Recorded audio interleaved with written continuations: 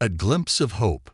James sat on the sagging couch in their tiny living room, staring at the cracks in the plaster ceiling. His mother's worried voice carried from the kitchen, her tone sharp and full of anxiety. She was on the phone again, probably with the landlord. The rent was due in 3 days, and the shop's income had been barely enough to cover groceries, let alone the mounting bills. His father, a proud but exhausted man, had long stopped voicing his frustrations.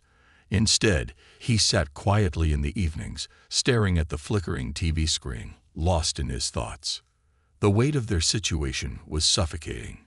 James, at just 15, felt it pressing down on him like a physical burden. He was no stranger to hardship. Growing up in a neighborhood where opportunity was a rare luxury, he had learned to make do with little. But this was different. The stakes felt higher now, as if their entire world teetered on the edge of collapse. He heard his mother's voice crack, followed by a muttered apology as she hung up the phone. She stepped into the room, wiping her hands on her worn apron, her face lined with worry. "James," she said softly, "we're going to need every bit of help we can get this week." "I know, Mom," he replied, sitting up straighter. "I'll go to the shop after school tomorrow. Maybe I can find some extra work." She gave him a weak smile, her eyes betraying her doubt. "You already do too much, sweetheart. You're just a boy." James bristled at the word, just a boy. He didn't feel like one. How could he, when his family's survival depended on him finding ways to keep the lights on? The next morning, James woke early and made his way to school. The streets of their neighborhood were familiar but uninspiring. Cracked sidewalks, boarded-up windows, and graffiti-covered walls. The air smelled faintly of fried food and exhaust fumes, a blend that was as much a part of home as the sound of distant sirens. As he walked, James couldn't stop thinking about the shop. His father's pride and joy, the small auto repair garage, had been struggling for years. Customers were scarce, and even those who came often couldn't pay much.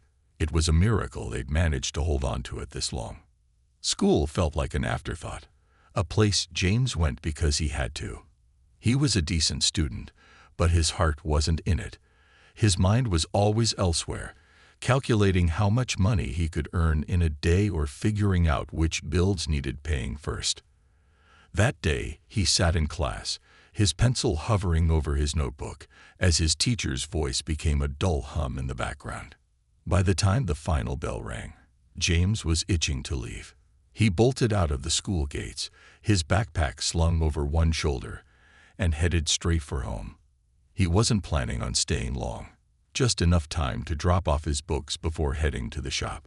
As he turned the corner onto his street, he noticed something unusual. A sleek black limousine was parked at the side of the road, its hood propped open. Smoke curled lazily into the air, and a man in a sharp suit stood nearby, pacing with a phone pressed to his ear. Another man, presumably the driver, was bent over the engine, his face a mask of frustration. James slowed his pace, curiosity getting the better of him. A limousine in their neighborhood was as out of place as a diamond in a junkyard. He watched for a moment before the driver noticed him. "Hey, kid," the driver called out, straightening up and wiping his hands on a rag. "You know anything about engines?" James hesitated, then nodded. "A little. My dad runs a garage." The man in the suit turned to look at him, his expression skeptical. He hung up his phone and crossed his arms, sizing James up. "You think you can fix this?" he asked, his tone dripping with doubt. James shrugged, trying to appear nonchalant. "I can take a look." The driver stepped aside, and James approached the car. The engine was a mess of tangled belts and overheated parts, but he spotted the problem almost immediately: a slipped belt and a clogged air filter. Simple fixes, really, but they would require some finesse. "Got any tools?" James asked. The driver handed him a small toolkit, and James got to work. He was acutely aware of the man in the suit watching him, his gaze heavy and critical. James ignored him, focusing instead on the task at hand. His hands moved with practiced precision, tightening bolts and adjusting the belt until everything was back in place. "Try it now," he said, stepping back and wiping his hands on his jeans. The driver climbed into the car and turned the key. The engine sputtered for a moment, then roared to life. The driver grinned, giving James a thumbs up. "Not bad, kid," he said. James turned to the man in the suit, expecting at least a nod of approval, but the man's expression remained impassive. He reached into his wallet and pulled out a few bills, handing them to James without a word. Then, without so much as a thank you, he climbed into the back seat of the limo. The driver gave James a quick smile before closing the hood and getting in himself. James watched as the limousine pulled away, leaving him standing there with the money in his hand. It wasn't much, just enough for a meal or two, but it felt like an insult. He had expected, hoped, for something more. Gratitude, acknowledgement, anything to make him feel like his efforts mattered. He stuffed the money into his pocket and walked the rest of the way home, his mood darkening with every step. By the time he reached the front door, the sun was setting, casting long shadows across the street. His mother was in the kitchen, cooking dinner, while his father sat in his usual spot in front of the TV. "Where've you been?" his mother asked, glancing at him over her shoulder. "Fixing a car," James muttered, dropping his backpack on the floor. "Did they pay you?" she asked, her tone both hopeful and resigned. James pulled the bills from his pocket and set them on the table. His mother's eyes softened, but the weight of their situation didn't lift. It never did. That night, James lay in bed, staring at the ceiling. The image of the limousine lingered in his mind, a symbol of everything he couldn't have. He thought about the man in the suit, his dismissive attitude, and the way he had barely acknowledged James's effort. Still, there was a small flicker of pride in James's chest. He had fixed the car. He had made something work, even if it didn't feel like enough.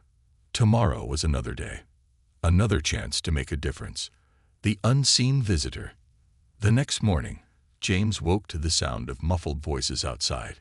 His two younger brothers, still bundled under a patchwork quilt on their shared mattress, were stirring but not awake yet. He tiptoed out of the room, careful not to wake them, and glanced out the small, grimy window that overlooked the street. His heart stopped. Parked in front of their tiny home was the limousine, the same sleek, black vehicle that had broken down just a day earlier. A small crowd had already gathered on the sidewalk, neighbors whispering and pointing at the luxury car as if it were a UFO. The driver stood by the car, his crisp uniform a sharp contrast to the crumbling paint and cracked pavement of the neighborhood. The sight felt surreal, like something out of a dream or a movie. "James," his mother called from the kitchen. Her voice was filled with confusion and a tinge of panic. "Come here. There's someone at the door." James took a deep breath and walked into the cramped living area. His mother stood near the doorway, wringing her hands. His father had just woken up and was sitting on the couch, rubbing his temples and looking just as puzzled as she was. The knock came again, sharp and deliberate. "I'll get it," James said, his voice steady despite the butterflies in his stomach. He opened the door to find the man in the suit standing there.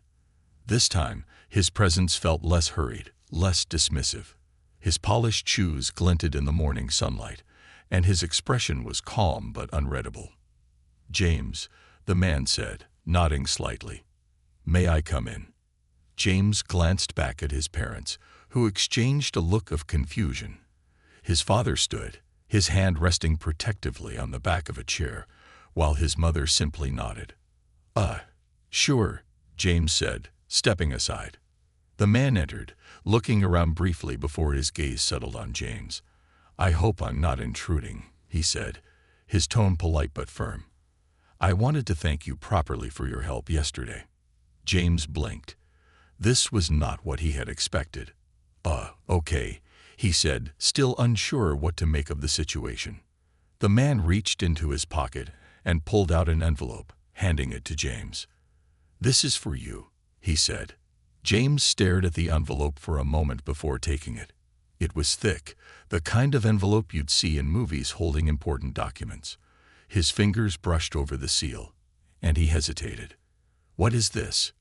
he asked, his voice barely above a whisper. The man smiled faintly. "Open it." James tore the envelope open, his hands trembling slightly. Inside was a neatly folded letter, and something that made his breath catch. A check. His eyes widened as he read the number, his heart pounding in his chest. It was more money than he had ever seen in his life, enough to cover not just their rent but months of bills and then some. James stammered, looking up at the man. "Why are you doing this?" The man's expression softened. "Because you remind me of someone I used to know. Someone who worked hard and didn't give up, even when things seemed impossible." He gestured toward the letter. "That's not all. My foundation offers scholarships to kids with potential. I believe you have it." James's father stepped forward, his brow furrowed. "Wait a minute," he said, his voice cautious. "Who are you? Why are you giving my son this kind of money?" The man turned to him, his posture calm and unthreatening. "My name is Edward Grant. I own several companies, and I also run a nonprofit that helps kids like James. Kids who show determination, skill, and heart. Yesterday, your son could have walked away when he saw us stranded. Instead, he stopped, assessed the situation, and fixed the problem without asking for anything in return. That kind of initiative is rare." James's father still looked skeptical, but his mother stepped closer, placing a hand on James's shoulder. This is real?" she asked, her voice shaky. Edward nodded. "Very real. The scholarship covers his education fully. Books, supplies, everything. It also includes a stipend to support your family while he studies. All I ask is that James uses this opportunity to its fullest. He has the potential to do great things, and I want to make sure he has the chance to realize it." James couldn't believe what he was hearing. It felt like a dream, one he was afraid to wake up from. His mother's grip on his shoulder tightened, and he glanced at her. Her eyes glistened with unshed tears. "I don't know what to say," James finally managed. "You don't need to say anything right now," Edward replied. "Take your time to think about it. But understand this, James. Opportunities like this don't come around often. I believe in you. Now, you need to believe in yourself." He extended a hand, and James shook it, his mind racing. Edward smiled, then turned and walked toward the door. Before he left, he paused. "I'll be in touch," he said. "You've got a bright future ahead of you, James. Don't let anyone tell you otherwise." With that, he left, the door closing softly behind him. James stood there, the envelope clutched in his hands, his mind spinning. His father sat heavily on the couch, running a hand through his graying hair. "This is something else," he murmured. His mother finally let out a breath she had been holding and pulled James into a tight hug. "You did this," she said, her voice trembling. "You've given us hope." James hugged her back, his heart swelling with a mix of pride and disbelief. For the first time in a long while, he felt like things might actually change. The weight on his shoulders felt a little lighter, and the future didn't seem quite so bleak. As the limousine pulled away, leaving their little house and curious neighbors behind, James knew one thing for certain. His life would never be the same again. Seeds of change. James sat in the living room, the envelope still clutched in his hands, as the weight of Edward Grant's visit began to sink in. The check inside was a lifeline, something that could ease the crushing burden his family had been carrying for years. But the scholarship offer, that was something else entirely. It was a door, one that led to possibilities James had never dared to dream about. His mother, still visibly emotional, hovered near him, occasionally glancing at the envelope as though it might disappear if she looked away for too long. His father, on the other hand, had retreated into silence, sitting at the kitchen table with his hands folded in front of him. The tension in the air was palpable. Finally, his father spoke. "James," he said, his voice steady but laced with caution. "This is a lot to take in. We need to think this through." James turned to look at him. "Think what through?" "Dad, this could solve everything. The shop, the rent, school. This is a chance to actually change something." His father frowned, his brow furrowed in thought. "I know it sounds like that, but we don't know this man. What if there's a catch? People don't just hand out money and scholarships without expecting something in return." James's mother interjected, her voice firm but gentle.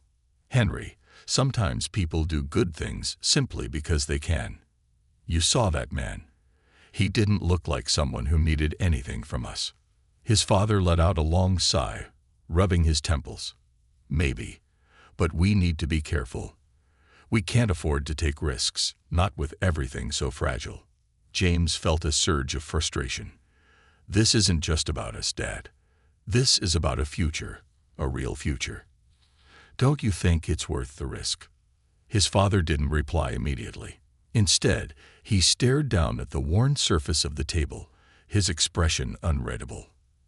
After a long pause, he finally nodded.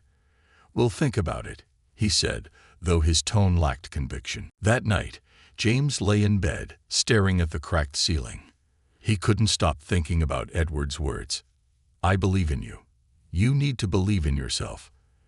The idea that someone as powerful as Edward Grant saw potential in him was both exhilarating and terrifying. He felt like he was standing on the edge of a cliff, staring down into the unknown. The next morning, James woke with a sense of purpose. He had decided. He wasn't going to let this opportunity slip through his fingers. But before he could embrace it fully, he needed answers. After school, he walked to the shop where his father was working. The air smelled of grease and motor oil, familiar and comforting in its own way. His father was hunched over the hood of a rusted pickup truck, his hands blackened with grime. "Dad," James said, approaching cautiously, "can we talk?" His father straightened, wiping his hands on a rag. "What's on your mind?" James hesitated, then took a deep breath. "I want to do it. The scholarship. The check. I want to take the chance." His father studied him for a moment, then nodded slowly. "I thought you might say that. But before we do anything, we need to be sure this is legitimate." James's heart sank slightly. "How do we do that?" "I'll ask around," his father said. "See if anyone's heard of this Edward Grant or his foundation. If it's real, then we'll move forward." James nodded, though he couldn't shake the feeling of impatience building in his chest. He wanted to start now, to grab hold of the opportunity before it slipped away. But he understood his father's caution. The following days were a blur of quiet anticipation. James's father made phone calls, spoke with contacts, and even visited a nearby community center to inquire about Edward Grant and his foundation. Slowly, pieces of the puzzle began to come together. Edward Grant was, in fact, a well-known philanthropist. His foundation had funded dozens of scholarships for underprivileged youth, many of whom had gone on to achieve remarkable success. The more James's father learned, the more his skepticism began to fade. When he finally came home one evening, he set his tools down with a decisive thud and looked at James. "It's real," he said simply. James felt a wave of relief wash over him. For the first time in what felt like forever, he allowed himself to hope without reservation. The following weekend, Edward Grant returned. This time, he brought a representative from his foundation, a woman named Ms. Carter. She was warm and approachable, with a knack for putting people at ease. She explained the terms of the scholarship in detail, answering every question James and his parents could think of. "The stipend for your family will be deposited monthly," she said, handing over a folder filled with documents. "And James will have access to additional resources, such as mentorship programs and summer internships. This isn't just about education. It's about building a future." James's father, still cautious but visibly more at ease, asked the final question. "What's expected of him in return?" Ms. Carter smiled. "Nothing beyond his best effort. We don't expect perfection, just dedication." After Miss Carter and Edward left, the house was filled with a sense of quiet excitement. For the first time in years, James's family felt like they could breathe. The next few weeks passed in a whirlwind of preparations. James visited the Foundation's headquarters, a sleek building in the heart of the city, where he met other scholarship recipients. Each of them had a story, a struggle they had overcome to reach this point. James realized he wasn't alone in his journey. There were others like him, kids who had been given a chance to rewrite their futures. Back at home, the stipend began to make an immediate difference. The rent was paid on time, groceries were plentiful, and even the shop saw improvements as James's father invested in better tools and supplies. The weight that had hung over their family for so long was beginning to lift. Despite the changes, James remained grounded. He continued helping at the shop after school, not because he had to, but because he wanted to. The shop was more than a source of income. It was a symbol of his family's resilience, a reminder of where they had come from. One evening, as James was finishing up a repair, his father approached him.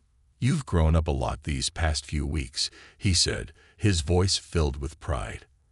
"I just want you to know, I'm proud of you, son." James looked up, his hands still greasy from the work.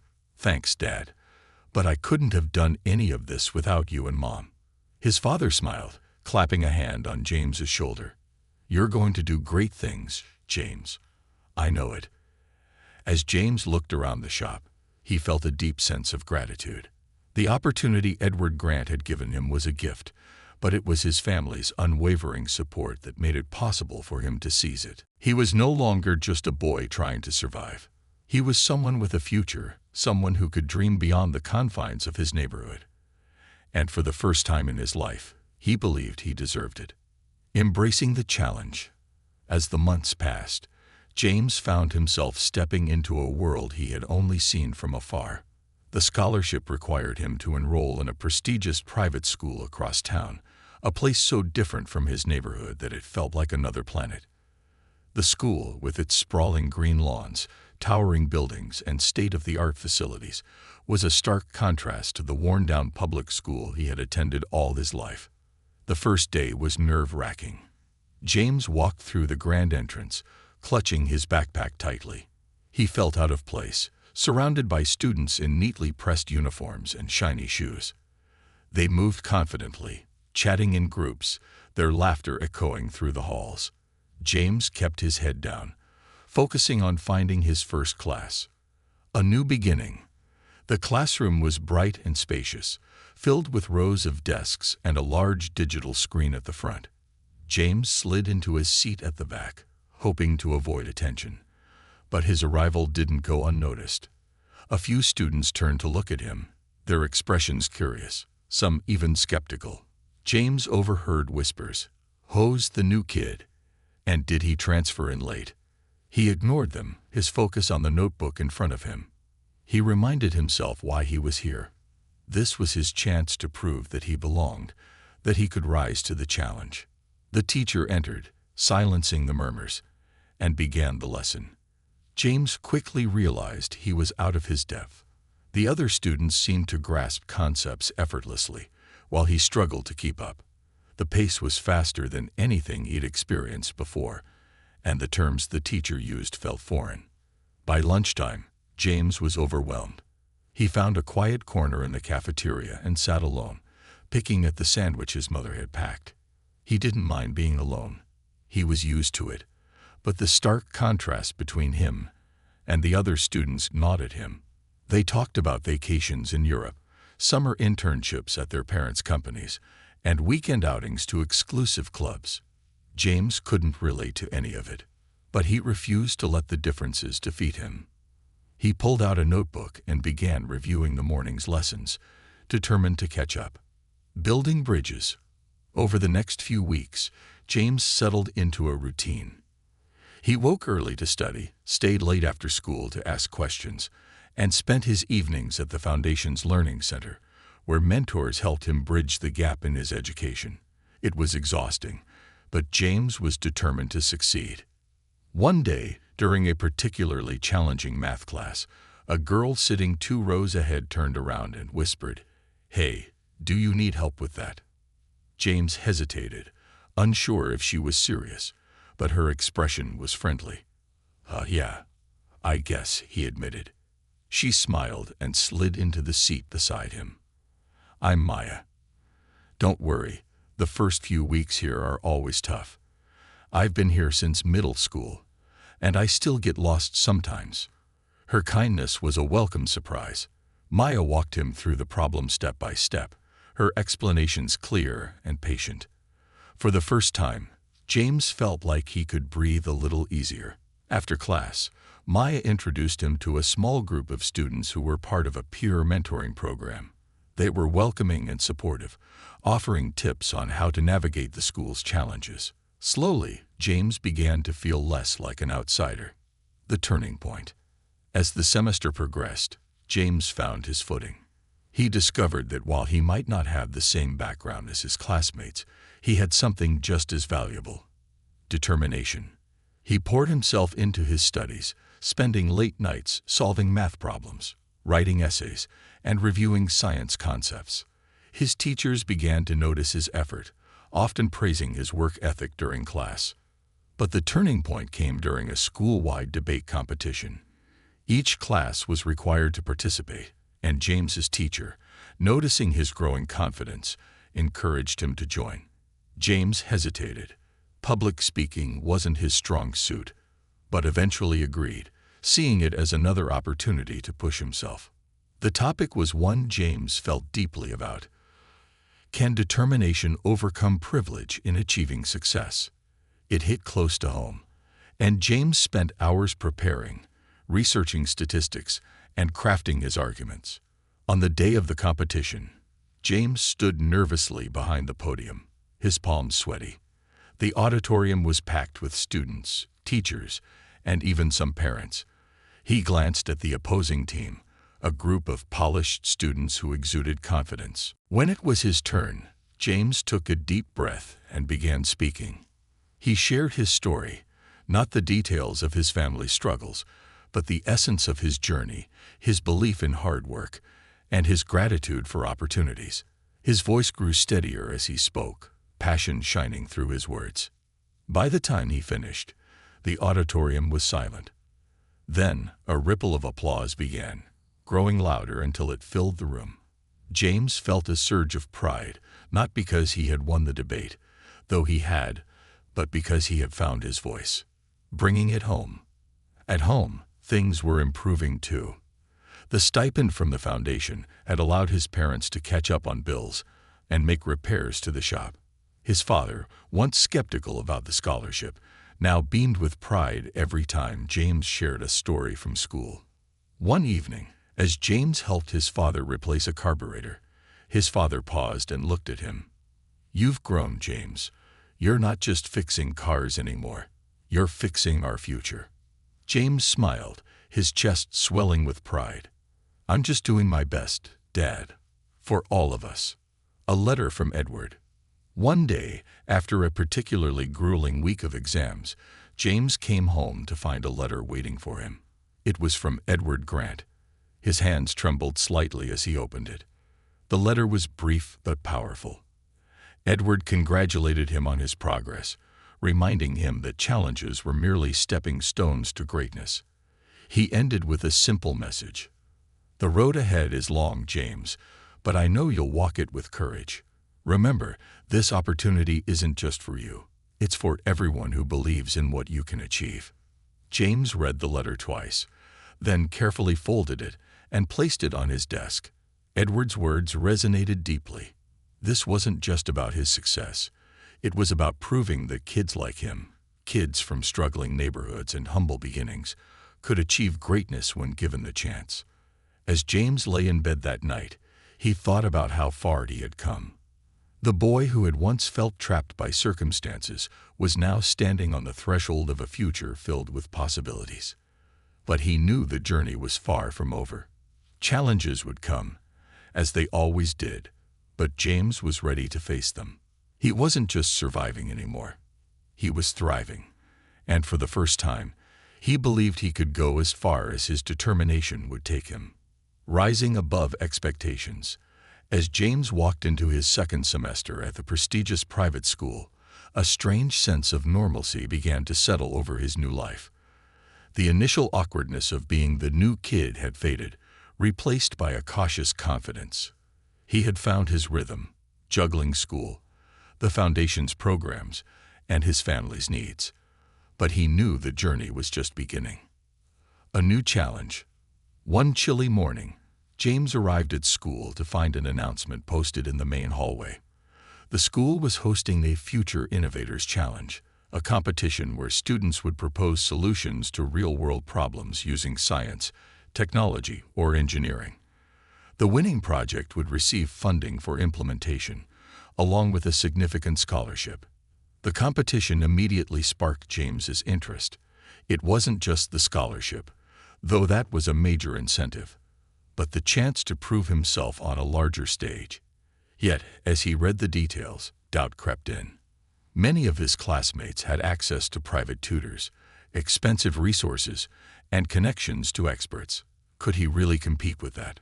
Maya, who had become one of his closest friends, noticed his hesitation. "You should enter," she said, nudging him as they walked to class. "You've got great ideas, and you're one of the hardest workers I know."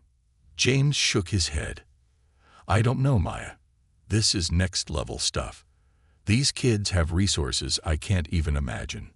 Maya stopped and placed a hand on his shoulder. "And you have something they don't.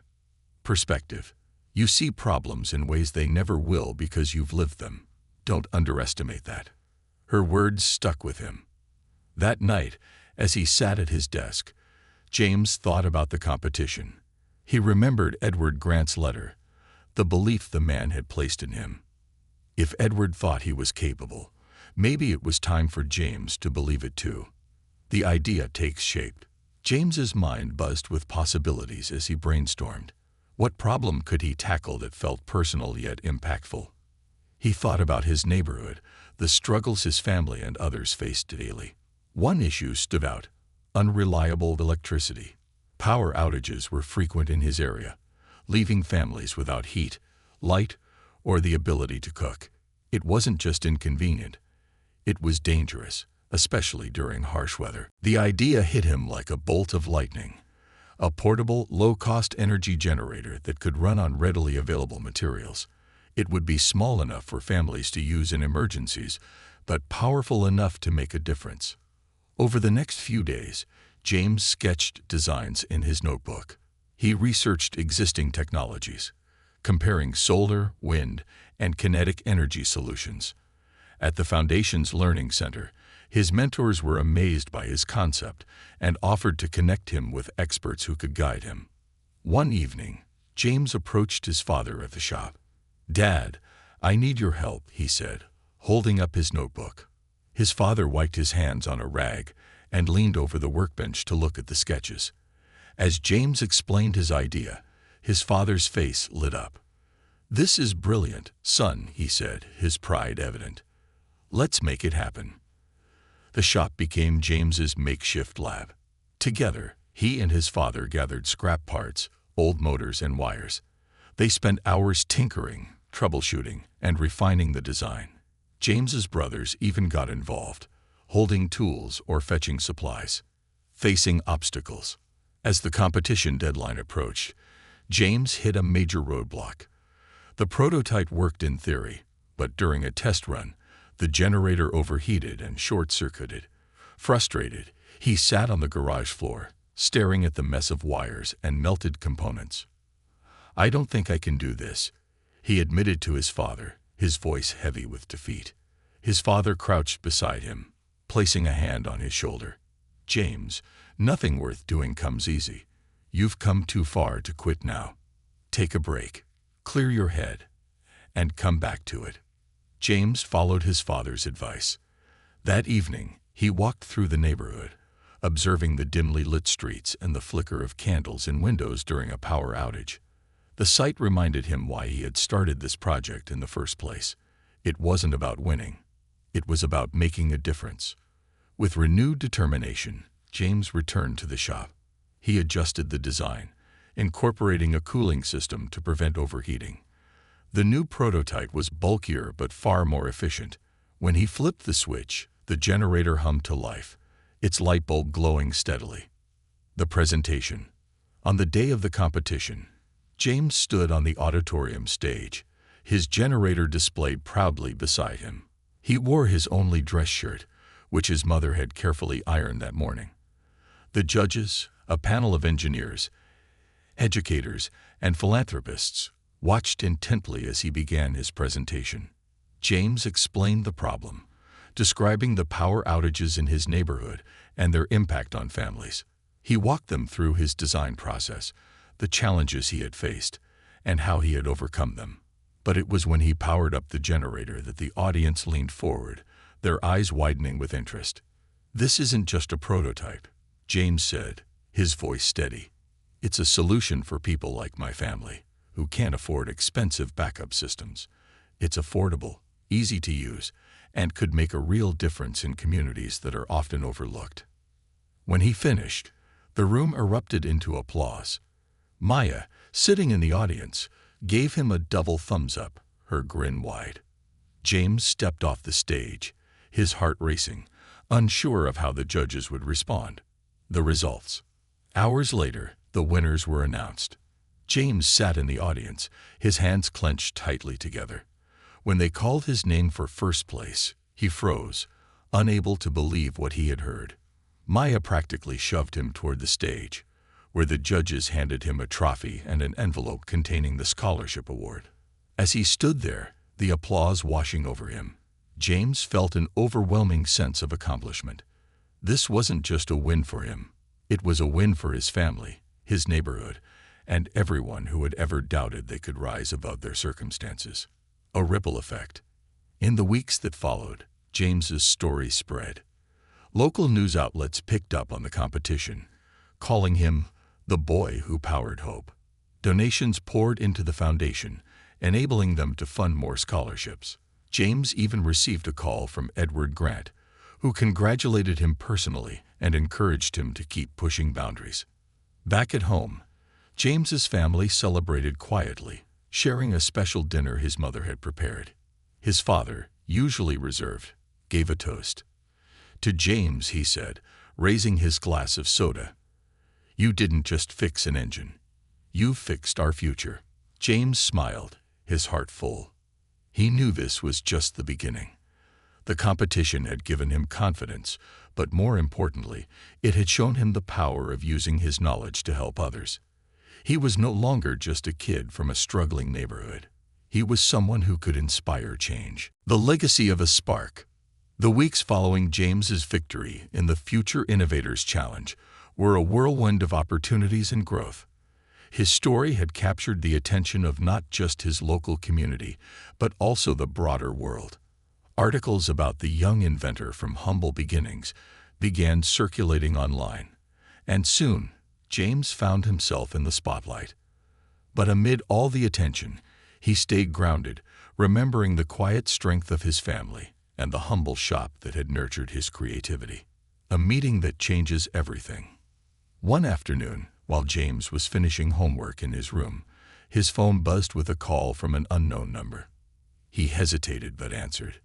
"Hello, is this James?" The voice on the other end was calm, but carried an unmistakable air of authority. "Yes, this is James," he replied cautiously. "This is Edward Grant," the man said, his tone warm. "I hope I'm not interrupting, but I wanted to extend an invitation. We're hosting an event for young innovators next week at our headquarters. I think you'd be a perfect fit to present your generator to some key figures, investors, engineers, and philanthropists." James was momentarily speechless. "You want me to present to all of them?" Edward chuckled. "Yes, James, you have something incredible to share, and I believe it could inspire others. Plus, you might find partners who can help take your idea to the next level." James felt a mix of excitement and nerves. "I'd be honored, Mr. Grant." "Great," Edward said. "We'll arrange transportation for you and your family. I look forward to seeing you there." Preparation and reflection. Over the next week, James poured his energy into perfecting his presentation.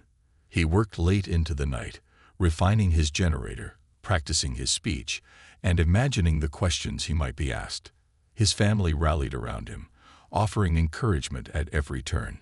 His father even made minor adjustments to the generator, ensuring it was in peak condition. One evening, as James worked in the shop, his mother sat beside him, quietly watching. "You've come so far, James," she said softly. "Do you realize how much you've already accomplished?" James paused, setting down his tools. "I guess, but it still feels like there's so much more to do." She smiled, brushing a strand of hair from his forehead. "That's because you have a vision. But don't forget to appreciate the journey, not just the destination." Her words stayed with him as the day of the event approached. James knew this wasn't just about him. It was about proving that innovation and determination could come from anywhere. The big event. The Foundation's headquarters was a towering glass building in the heart of the city, bustling with activity. When James arrived with his family, he was greeted by Miss Carter, who guided them through the gleaming halls to the event space. The room was filled with influential people, from tech leaders to philanthropists, all dressed in sleek suits and elegant attire. James felt a pang of nervousness as he stepped onto the stage, his generator beside him. The crowd quieted, and all eyes turned toward him. Taking a deep breath, he began his presentation. He spoke from the heart, sharing not just the technical aspects of his invention, but also the story behind it. He described the power outages in his neighborhood, the nights spent in darkness, and the drive to create something that could make life a little easier for families like his own. As he spoke, he saw heads nodding, faces softening, and even a few people wiping away tears. When he powered up the generator, the soft glow of the light bulbs seemed to symbolize more than just electricity. It was a beacon of hope, a reminder that even the smallest sparks could ignite great change. The audience erupted into applause, some even rising to their feet. James's family beamed from the front row, his father's usually stoic face alight with pride, partnerships, and possibilities. After the presentation, James was approached by several people eager to collaborate. One was a renewable energy company executive who offered resources to refine and scale his design. Another was an investor who wanted to fund production for broader distribution. Edward Grant himself introduced James to a team of engineers willing to mentor him. As offers poured in, James felt overwhelmed but grateful. He realized this was his chance to turn his invention into something truly impactful, not just a prototype, but a solution that could reach communities around the world. But amidst the excitement, James stayed true to his roots. Whatever happens, he told the investors, this has to remain affordable and accessible. It's not about profit, it's about people. Returning home. When James returned home after the event, he was met with a hero's welcome. The neighbors who had once whispered about the limousine in front of his house now gathered to celebrate his achievements. Children ran up to him, asking questions about his generator, while adults offered heartfelt congratulations. But James's favorite moment came later that night, sitting in the garage with his father. They worked quietly side by side, tinkering with an old carburetor, just as they always had. "You're making us proud, James," his father said, breaking the silence. "But more than that, you're making a difference. That's what matters." James nodded, a lump forming in his throat. "I couldn't have done any of this without you and Mom." His father smiled, clapping him on the shoulder.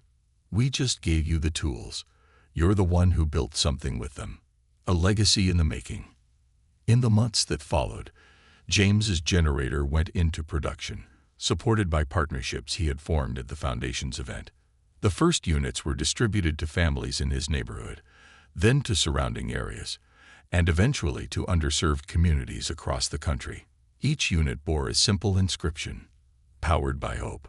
James continued his studies, excelling in school while balancing his growing responsibilities as a young innovator. The Foundation provided ongoing support, ensuring he had the resources he needed to thrive. Years later, James would look back on the moment he stopped to fix the engine of a broken-down limousine. He would remember the skeptical gaze of Edward Grant and the life-changing opportunity that followed. But most of all, he would remember the lessons his family had taught him. The value of hard work, the strength of resilience, and the importance of never giving up. As James stood on the stage at his college graduation, delivering the valedictorian speech, he looked out at the crowd and spotted his parents in the front row. His voice, steady and full of emotion, carried across the hall. "Dreams don't have to start big," he said. "Sometimes they start with a spark, a single moment that changes everything. But it's what we do with that spark that defines who we are." The audience erupted into applause, and James smiled, knowing his journey was far from over. There were more challenges to face, more problems to solve, and more sparks to ignite. But for now, he was content, knowing he had already lit a fire that would burn brightly for generations to come, a legacy beyond borders. Years after James's fateful encounter with Edward Grant and the transformative scholarship that changed his life, the ripples of that single moment had spread far and wide. James's portable energy generator, once a humble prototype built from scrap parts in his father's shop, had evolved into a globally recognized innovation. It wasn't just a product, it was a movement. Scaling new heights, the generator's success had far surpassed James's initial vision. Backed by partnerships with energy companies, nonprofits, and even governments, the device was now being manufactured and distributed on an international scale. Entire communities in remote regions, long forgotten by traditional infrastructure, were now powered by James's creation. One particular project stood out.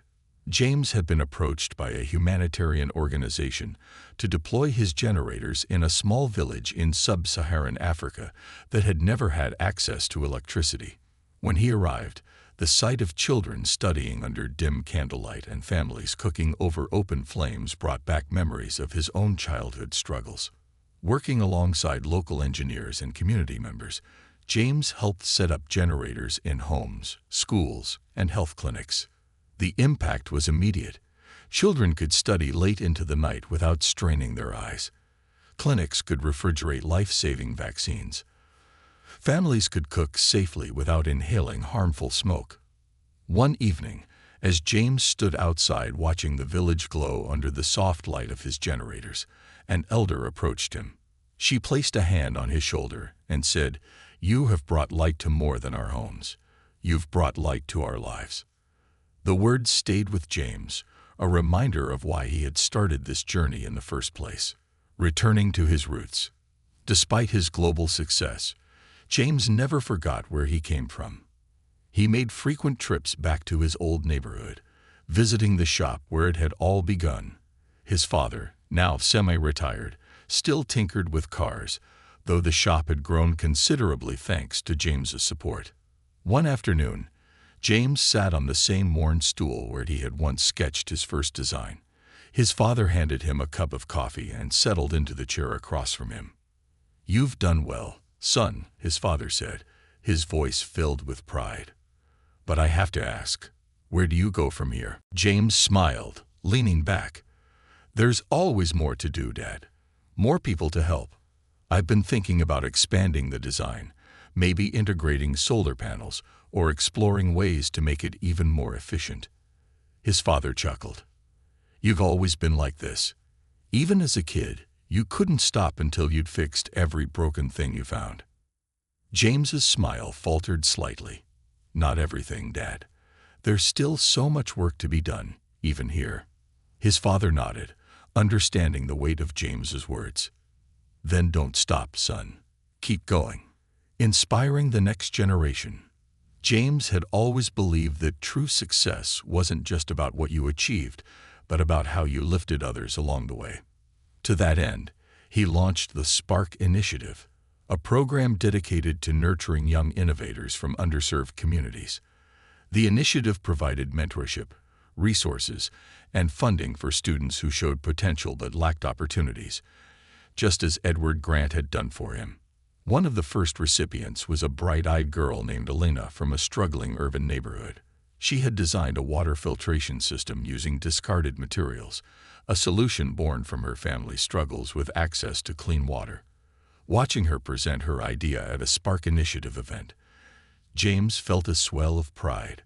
She reminded him of himself, determined, resourceful, and unwilling to give up. After the event, James approached her. "You're going to change the world, Elena," he said, shaking her hand. Her eyes lit up. "Only because you showed me it's possible." A meeting with Edward Grant. One day, James received an unexpected invitation from Edward Grant. Now well into his 70s, Edward had scaled back his business ventures, but remained deeply involved in philanthropy. The meeting was held at the Foundation's headquarters, the same place where James had once presented his generator as a nervous teenager.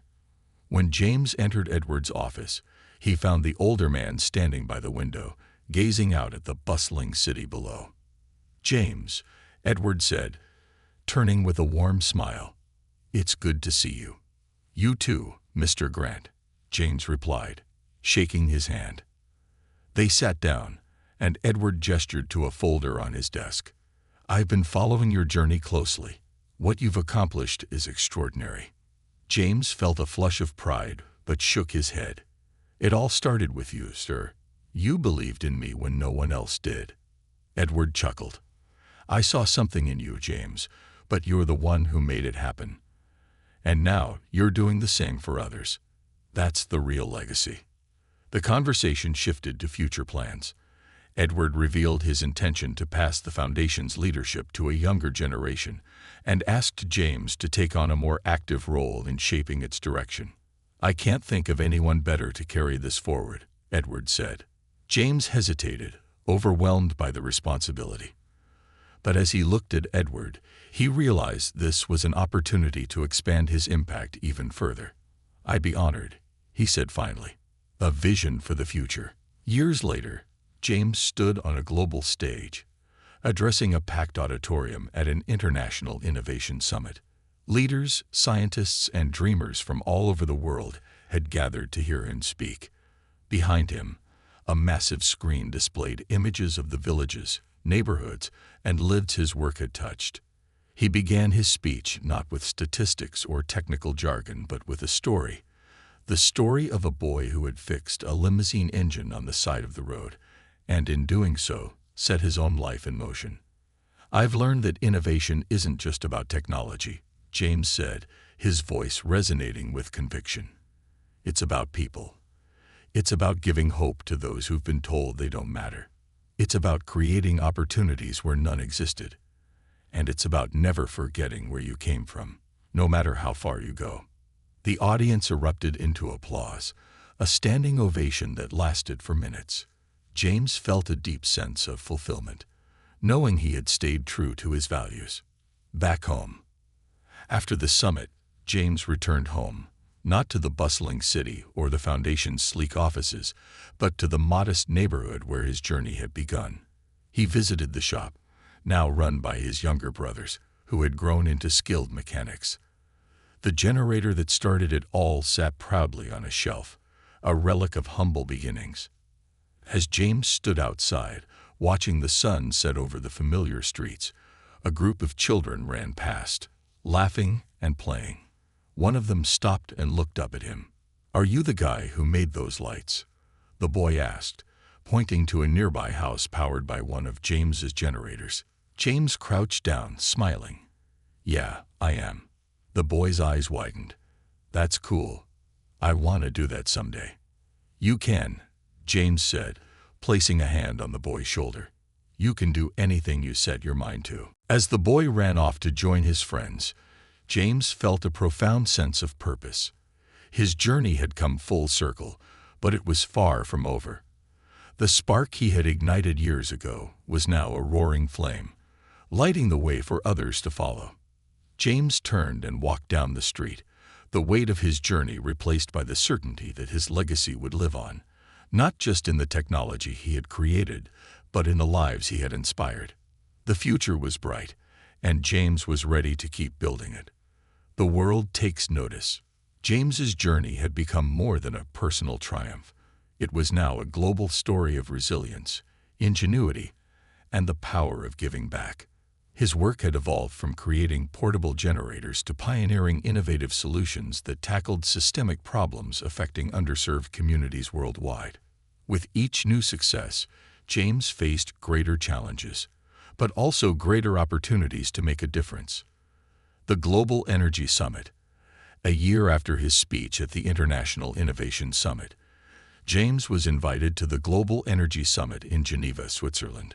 The summit was a gathering of the world's most influential minds in energy, technology, and sustainability, featuring Nobel laureates, CEOs of multinational corporations, and heads of state. When James arrived, he was struck by the sheer scale of the event. The convention center was a labyrinth of high-tech displays, interactive demonstrations, and panels discussing everything from renewable energy to climate resilience. His portable generator, now a globally recognized symbol of accessible innovation, was prominently displayed in the event's Hall of Impact.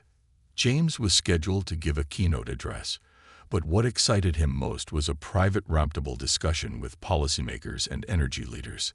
The topic: how to bring sustainable energy solutions to regions of the world that still lacked basic infrastructure. As the roundtable began, James found himself seated among seasoned experts. Despite their accolades and achievements, James spoke with quiet authority, sharing first-hand stories of the communities he had worked with. "I've seen villages light up for the first time," he said, his voice steady. "The look on a child's face when they realize they can study at night, or on a doctor's face when they can keep medicine cold, that's the real power of energy. It's not just about electricity. It's about dignity and opportunity." By the end of the discussion, James had not only gained the respect of the room, but had also secured commitments from several key organizations to fund large-scale deployment of his technologies in rural areas across Africa, South Asia, and Latin America. A call from the United Nations. 2 months later, James received a call that left him momentarily speechless. The United Nations wanted him to join as a special advisor on sustainable development and energy access. The role would involve working with global leaders to create policies that addressed energy poverty and climate change. The invitation was an honor, but it also presented a dilemma. James's work with the Spark Initiative and his ongoing projects already demanded much of his time. Could he take on such a high-profile role without compromising the personal touch that had defined his journey? After consulting with his family and mentors, James accepted, vowing to use the platform to amplify the voices of those who were often unheard. His first assignment took him to remote parts of the world, where he listened to local leaders, engineers, and families. James's approach was unique. He didn't just advocate for solutions. He co-created them with the people they were meant to serve. A reunion with Edward Grant. While in New York for a UN conference, James received a message from Edward Grant's assistant. Edward, now fully retired, wanted to see him. They met at a quiet cafe overlooking Central Park. Edward, though older and slower in his movements, greeted James with the same warm smile that had changed his life years ago. Over coffee, they talked about James's recent work, the foundation's growth, and the lives they had both touched. "You've taken this farther than I ever imagined," Edward said, his voice tinged with pride. "But I always knew you would." James smiled. "You set it all in motion. Without you, I wouldn't be here." Edward shook his head. "I gave you a push, but you did the work. And now you're giving others their own push. That's the greatest legacy anyone can leave." Before parting, Edward handed James a handwritten letter. "This is for you. Don't open it now. Wait until the right moment." James tucked the letter into his pocket, intrigued but respecting Edward's wish. A crisis and a new innovation. Months later, a major natural disaster struck Southeast Asia, leaving millions without power. James was on the ground within days, coordinating efforts to deploy emergency generators. But the scale of the crisis highlighted a glaring gap in his approach: the need for larger, community-wide solutions that could power not just homes, but also schools, hospitals, and businesses. Inspired by the urgency of the situation, James began working on a modular, solar-powered microgrid system. The project, named Solcom, was designed to be quickly deployed and scaled to fit the needs of different communities. Each unit was self-contained, but could connect to others to create a larger grid. The development process was grueling. James and his team faced technical setbacks, funding shortfalls, and even criticism from skeptics who doubted the feasibility of such an ambitious project. But James drew strength from his past, his family's struggles, the nights spent fixing engines in his father's shop, and the faith Edward Grant had placed in him. 6 months later, the first Solcom system was installed in a coastal town devastated by the disaster. The impact was immediate. Homes lit up, businesses reopened, and schools resumed classes. The success sparked global interest, and soon Solcom became a cornerstone of disaster recovery efforts worldwide. The letter and a new vision. One evening, after returning from a long trip abroad, James finally opened the letter Edward Grant had given him. The handwriting was steady, deliberate, and filled with wisdom. Dear James, by now you've accomplished more than most people do in a lifetime. But I know you're not finished. Your work is a reminder that innovation isn't just about technology. It's about people. It's about giving others the tools to create their own solutions. One day, you'll look back and realize that the most important thing you've done isn't the inventions or the awards. It's the lives you've touched and the leaders you've inspired. Keep building, James. Keep believing. With pride, Edward. The letter brought tears to James's eyes. It reminded him of his purpose, grounding him as he prepared for the next chapter of his journey. A movement for generations. James took Edward's words to heart, focusing not just on creating solutions, but on building a network of young leaders who could carry the work forward. The Spark Initiative expanded globally, establishing hubs in underprivileged regions where students like James once could access mentorship, funding, and resources. At one such hub in India, James met a teenager named Arjun who had invented a simple but effective water pump powered by bicycle pedals. The invention had already transformed life in his small village.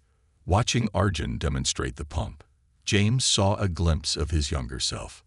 "You've got something special," James told him. "Let's make sure the world knows it." The ripple effect. By the time James reached his mid-30s, his impact had reached millions. His generators, microgrids, and the Spark Initiative were transforming lives in ways he could have never imagined. But James remained humble, often retreating to his family's shop to work on small repairs or simply reflect. One day, as he watched the sun set over the familiar streets of his childhood, he realized how far he had come, not just in distance but in purpose.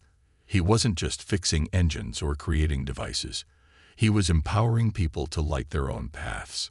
James's story became more than a tale of one boy's journey. It became a testament to the power of resilience, the importance of opportunity, and the belief that a single spark could ignite a world of change. And as James prepared for the next challenge, he knew one thing for certain: the best was yet to come.